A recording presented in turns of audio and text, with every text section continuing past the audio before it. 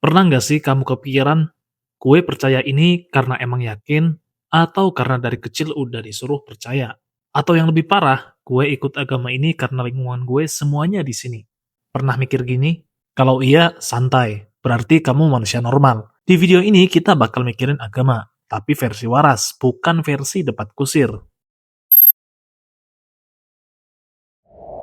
Agama atau kepercayaan itu bukan tren. Gini ya, agama itu bukan outfit, bukan lagi rame, lagi viral, biar kelihatan keren, atau biar diterima circle. Agama atau kepercayaan itu keputusan hidup paling mahal. Kenapa? Karena dia ngatur cara kamu mikir, ngatur cara kamu ambil keputusan, ngatur cara kamu mandang hidup dan mati. Kalau kamu masuk agama karena FOMO, itu kayak nikah karena teman-teman udah nikah, kuliah karena teman lu pada kuliah, endingnya stres, nyesel, atau hidup pura-pura bahagia.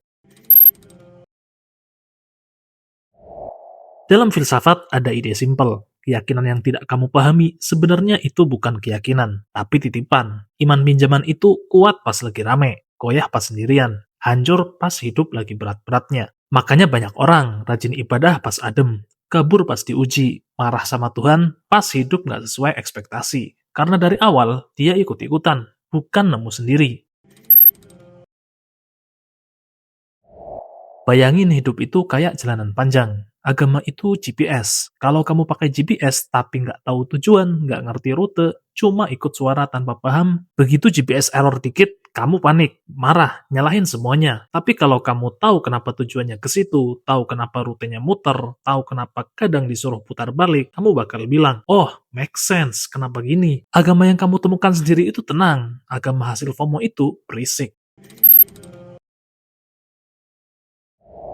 Jadi banyak orang kelihatannya religius, tapi gampang ngejudge, gampang marah, gampang ngerasa paling benar. Kenapa? Karena agama buat dia itu sekedar hanya identitas sosial, bukan kesadaran batin. Bahasa bayinya, dia pakai agama buat tampak baik, bukan buat jadi baik. Dan agama yang lahir dari pencarian pribadi itu beda, lebih rendah hati, lebih pelan ngomong, lebih takut salah, dan lebih fokus ke diri sendiri. Karena dia tahu, gue milih ini dengan sadar, jadi gue tanggung jawab.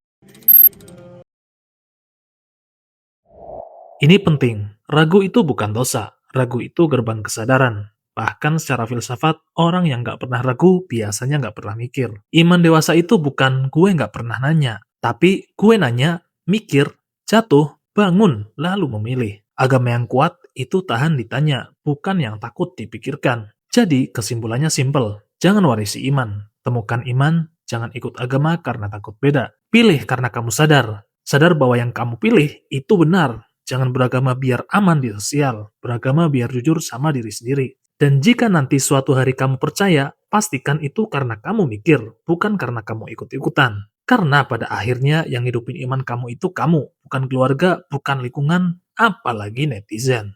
Kita lanjut mikir bareng di video berikutnya.